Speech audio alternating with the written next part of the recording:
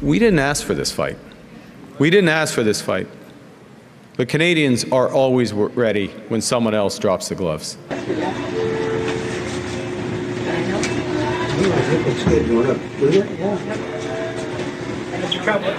So the Americans, they should make no mistake, in trade as in hockey, Canada will win. Canada, good luck with all of that, because all you got was a guy who looks, let's say, or his affect is a little less extreme, but he is the same thing. He wants diversity, he wants woke, he wants ESG, he wants net zero. He is going to further destroy your country. There's a fever gripping America. And while it rages, Canadians will remain resolute and true to our values. While America engages in a war on woke, Canadians will continue to value inclusiveness. He's also simultaneously an advocate of the same post-national view of Canada defined by Trudeau Jr. and his moralistic minions. You remember during the trucker convoy how the Canadian government said, you know what, we're going to freeze bank accounts? Information is now being shared by law enforcement with Canada's financial institutions. Financial service providers have already taken action based on that information. Thousands of truck drivers have descended on Ottawa, the capital city, to protest the tyranny of Justin Trudeau's government. Justin Trudeau does not like truck drivers. He thinks they're revolting. Justin Trudeau likes private equity barons and tech moguls and other people who give him money. Trudeau is not in Ottawa right now. In fact, he and his family fled when the truck drivers arrived, and they've been in hiding ever since. Done up there. What they did with the trucker rally, and what they're trying to clamp down on censorship on the internet, that guy can eat shit. That place needs 100% an overhaul of government.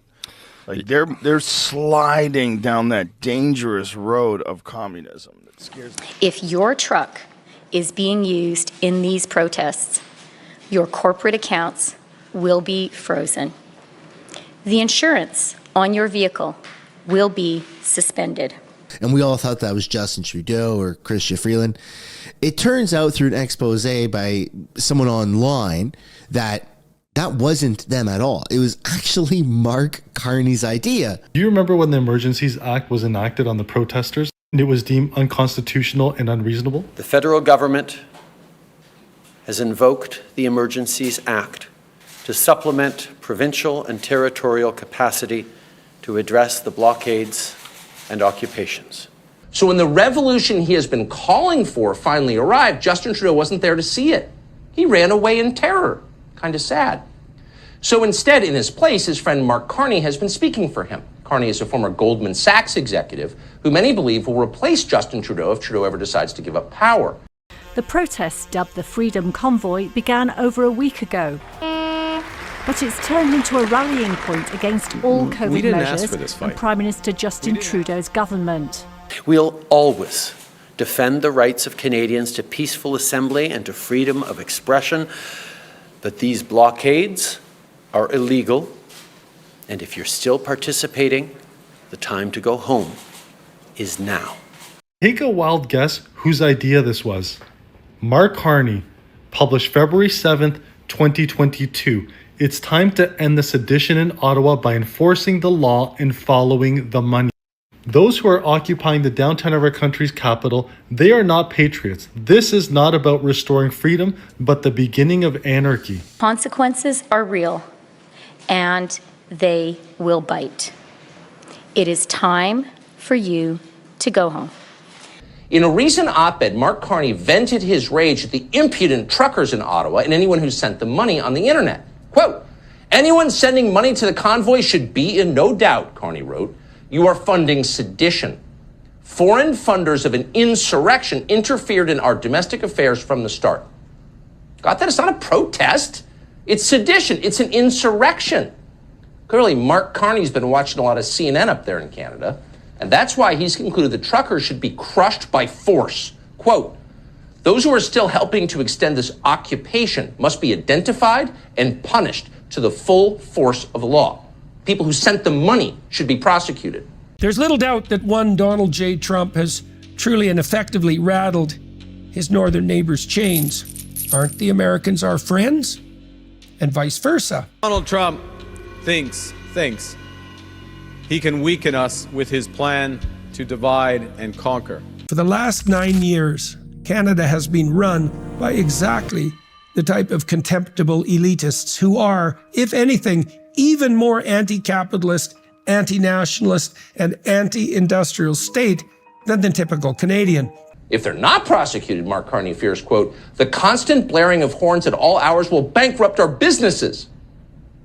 Are you laughing yet?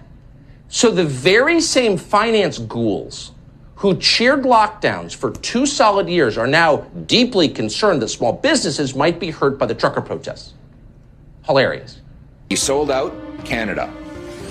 He put his profit ahead of our people. And he did exactly what Donald Trump wanted.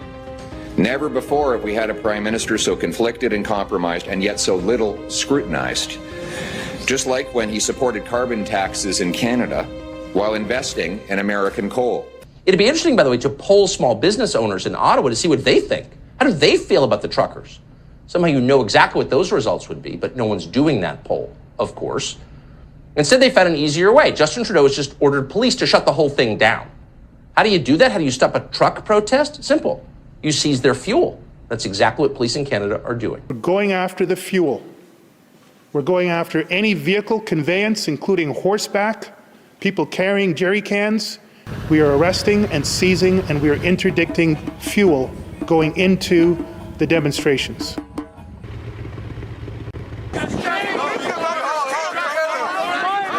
Under arrest. Infringement. On the Charter of Rights. So you have the freedom to protest, right? Yes. That's what you guys do. Yes. I'm not preventing you from there are other protesting.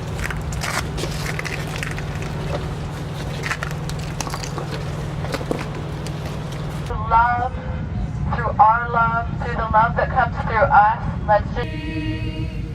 God keep our land glorious and free. Well, we're going to replace divide and conquer with unite for freedom. And most of all, it means giving opportunities and dignity to the brave men and women who are veterans in this country, who protected our freedom and stood up for us. They fought for us. We'll fight for them. Thank you. Thank you. Just wait for my wife and daughter.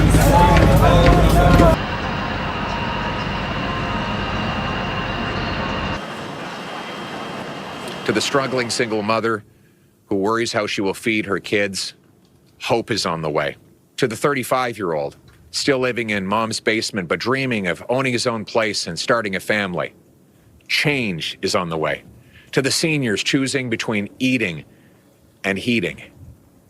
And to all those who wonder what happened to the country that they knew and loved, change and hope are both on the way.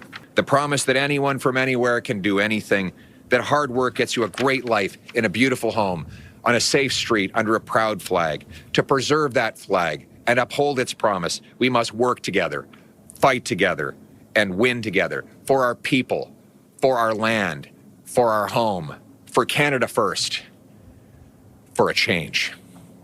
Thank you.